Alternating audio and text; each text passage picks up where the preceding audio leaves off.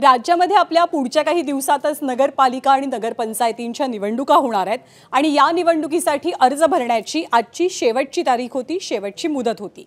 2 तारखेला या निवडणुकांसाठी मतदान पार पडेल तर 3 डिसेंबरला मतमोजणी होणार आहे। पण आजच्या अर्ज भरण्याच्या दिवशी तुमच्या कल्पनेपलीकडच्या सुद्धा युती आणि आघाडी या निवडणुकीमध्ये होत असल्याचे चित्र पाहायला मिळालं। एक प्रकारे राजकीय खिचडीच या निवडणुकीमध्ये अनुभवायला मिळणार आहे। सातत्याने एकमेकांच्या विरोधात टीकास्त्र डागणारे, आरोप प्रत्यारोप करणारे प्रमुख पक्ष या निवडणुकांमध्ये मात्र एकत्र आल्याचं चित्र दिसतंय।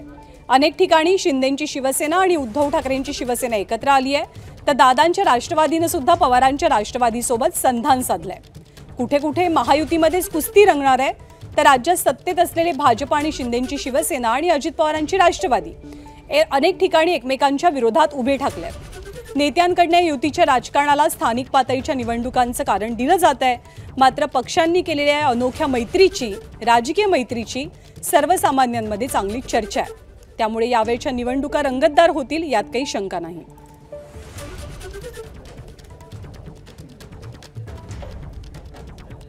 तर राज्यामध्ये कशा पद्धतीने वेगवेगळ्या ठिकाणी युती आणि आघाडी झाल्याचं चित्र आपल्याला पाहायला मिळतंय ते आपण जाणून घेऊया। सिंधुदुर्गातील कणकवली नगरपंचायतमध्ये शहर विकास आघाडी करून नितेश राणेंना घेरण्याचा प्रयत्न झालेला पाहायला मिळतोय। त्याला कारणही तसंच आहे, कारण कणकवली नगरपंचायतमध्ये शहर विकास आघाडी करून दोन्ही शिवसेना एकत्र आल्याचं चित्र पाहायला मिळते।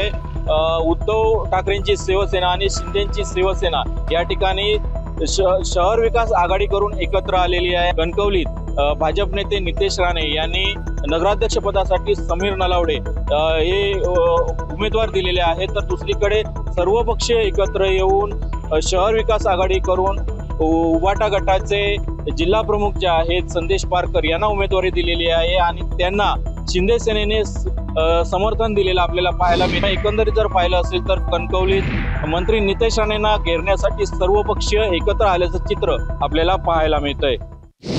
लोकसभा विधानसभा नंतर पुन्हा एकदा नगरपालिकेच्या पार्श्वभूमीवर राष्ट्रवादी विरुद्ध राष्ट्रवादी संघर्ष बारामतीमध्ये पाहायला मिळणार आहे। तर अजित पवारांच्या राष्ट्रवादी विरुद्ध लोकसभेला जो आहे तो शरद पवारांच्या बाजूने कौल दिला, त्यानंतर विधानसभेला अजित पवारांच्या बाजूने कौल देणार। आता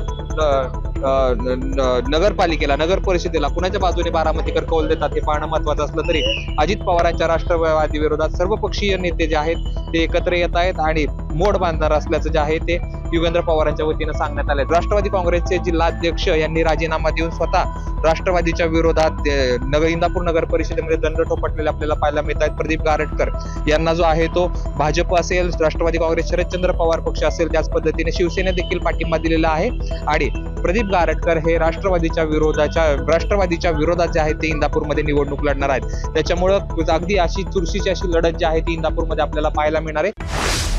2 राष्ट्रवादी काँग्रेस नंतर 2 शिवसेना सुद्धा एकत्र आलेल्या आहेत। पुण्याच्या चाकणमध्ये फक्त नगराध्यक्ष पदासाठी दोन्ही शिवसेनेनं एकत्र येण्याचा निर्णय घेतलेला आहे।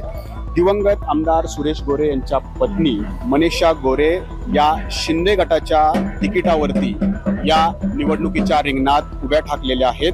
असं असतानाच ठाकरे गटानं हा पाठिंबा दर्शवलेला आहे, परंतु भावनिक साथ घातली असेल किंवा या युतीला सहानुभूतीची किनार जरी असेल तरी या निमित्तानं का होईना उद्धव ठाकरे आणि एकनाथ शिंदे या दोन्ही शिवसेना एकत्र आल्या, त्यामुळं राज्यात चर्चा तर होणारच।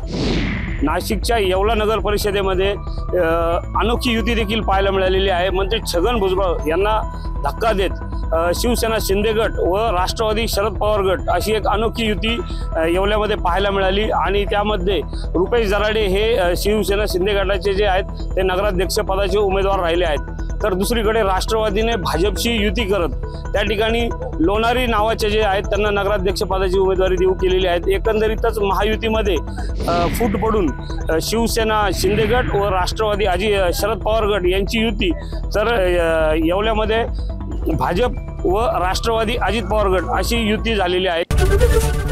एबीपी माझा, उघडा डोळे बघा नीट।